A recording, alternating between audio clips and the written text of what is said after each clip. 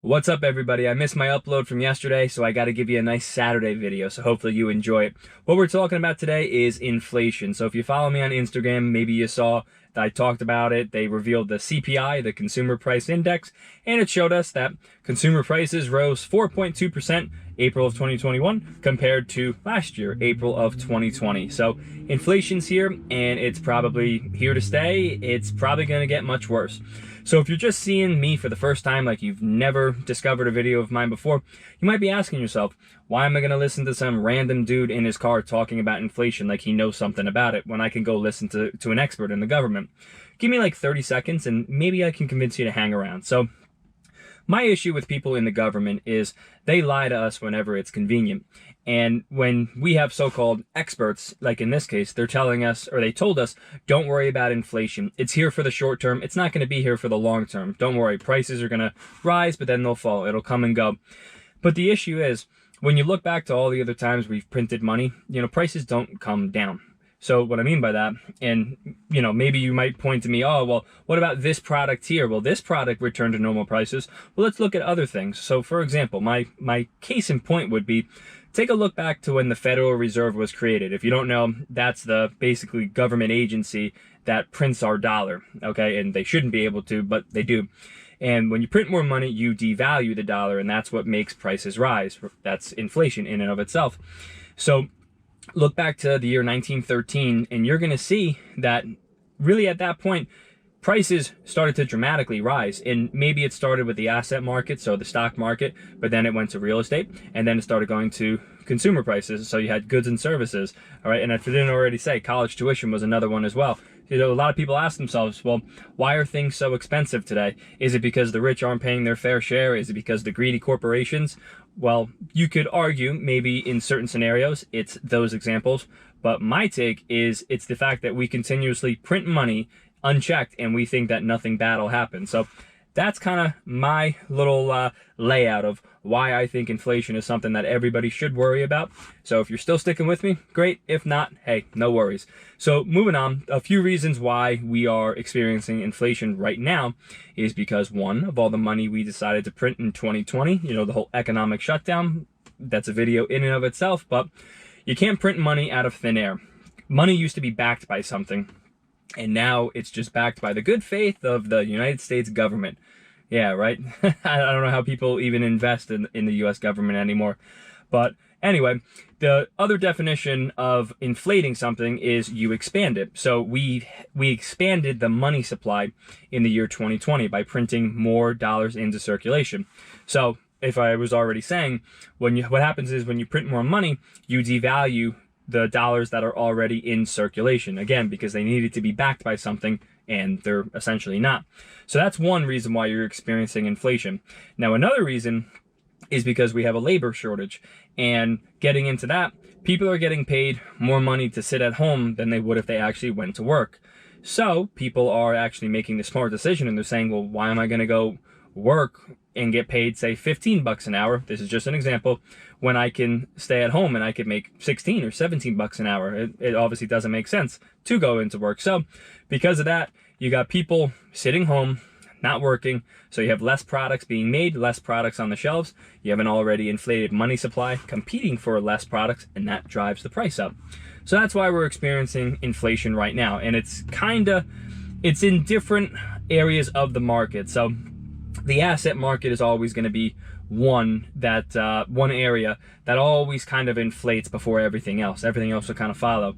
So that's kind of the dirty secret to the stock market. So many people were touting, oh, the recovery's right around the corner. People are anticipating that America's going to bounce right back. That's how we had record high, the Dow Jones average, the S&P, record highs when we had record high unemployment. It wasn't because people were anticipating good things in the future. It's because you had all this extra money getting tossed around because people were getting essentially free money. Well, they thought it was free. It's not actually free, as we're learning now. And people just pour it into the stock market. It eventually works its way into the asset market. And there's other things like gold and silver. If you're someone who likes to shoot, you got ammunition has been in a crunch since, right before, almost about a year ago, right when we started having a little bit of civil unrest, those peaceful protests, right? But moving on. this particular video, all I'm trying to get at is to say, people on the left are never really going to understand that there's no such thing as a free lunch. They're always going to think that the government for one has money, which it doesn't. It taxes us. That's how it gets its money, and then it redistributes it, right? Like the government doesn't have money in and of itself. So that's why I always laugh when people say, oh, the government should pay for it. Really what people need to know is, well, that's the taxpayers, right? It's not the government that pays for it. It's the taxpayers that pay for it. But moving on, people on the left, they're never really going to understand that. They're too thick in the head. People just think that money grows on trees and we can have all these big social programs, free education, free healthcare, free housing, a living wage, which we can cover in another video. That's just a talking point. So I'm not necessarily trying to make this video for them because I think they're too far gone. They just won't get it. So, hey, let them have at it. All I can say is if you're someone, even if you're on the left, but if you're not on the left, if you want the government to have a role in our lives, whether it's any of the things I just talked about, free healthcare, education, free child services, whatever it is, if you want that, you just need to understand that it's not actually free. The only way we can afford it is by printing money. And what happens is when you print money is what you see right now. You're going to get inflation. So if you want free programs from the government, okay, but just understand the cost of living is going to rise. Prices are going to skyrocket in other areas. So just understand that's what you're going to get. It's like a caveat.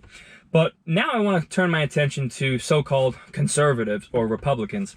You know, some of these people, they're really just conservative or lean to the right when it comes to, well, they're not in favor of, say, woke culture or cancel culture.